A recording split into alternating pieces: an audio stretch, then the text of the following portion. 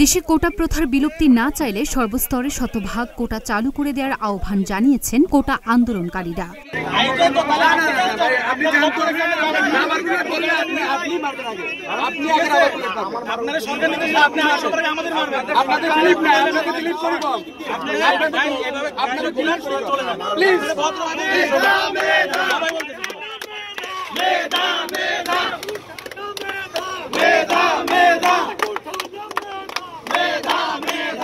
তারা বলেন, কোটা মেধাবী শিক্ষার্থীদের জন্য একটি বড় ধরনের বৈষম্য। আমরা সরকারকে আহ্বান করব, অবিলম্বে কোটা প্রথা বিলুপ্ত ঘোষণা করুন, অন্যথায় দেশে শতভাগ কোটা পদ্ধতি চালু করে দিন।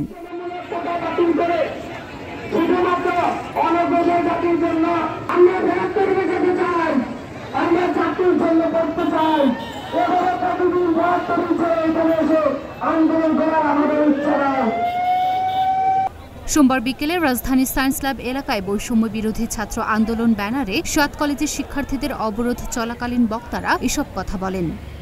আমরা যে চাকরি পরীক্ষার জন্য আন্দোলন করছি, ধরেন সরকার আমাদের ব্যবস্থাটা, আমাদের দাবিটা সে মেনে নিল, কিন্তু আমরা চাকরি পরীক্ষায় যে গিয়ে দেখলাম যে 50% কি 60% শিক্ষার্থীরা তারা প্রশ্ন কিনে পরীক্ষা দিচ্ছে। তাহলে এটা আলটিমেটলি আমাদের দাবির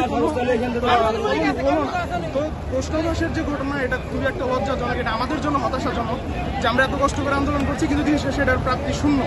তো সেক্ষেত্রে এইটা আমাদের আন্দোলনকে হয় বেগবান করবে, কিন্তু স্তীমিত করার কোনো সুযোগ নাই। এর আগে বিকেল ৩টার দিকে বৈষম্য বিরোধী ছাত্র আন্দোলন ঢাকা কলেজ ব্যানারে ঢাকা কলেজ গেট এলাকায় শিক্ষার্থীরা জড়ো হতে থাকে। এরপর সিটি কলেজ, ইডেন কলেজ সহ বিভিন্ন কলেজের শিক্ষার্থীরা এসে যুক্ত হয়। এ সময় শিক্ষার্থীরা বিভিন্ন স্লোগান দিতে থাকেন। অবরোধ চলাকালীন বেশিরভাগ শিক্ষার্থীর মাথায় বাংলাদেশের জাতীয় পতাকা লাগানো দেখা গেছে। কেউ কেউ মাথায় কোটা মুক্ত দেশ চাই এমন ফিতাও বেঁধে রেখেছেন। লুনা আফরোজ, স্নিপা, ঢাকা পোস্ট।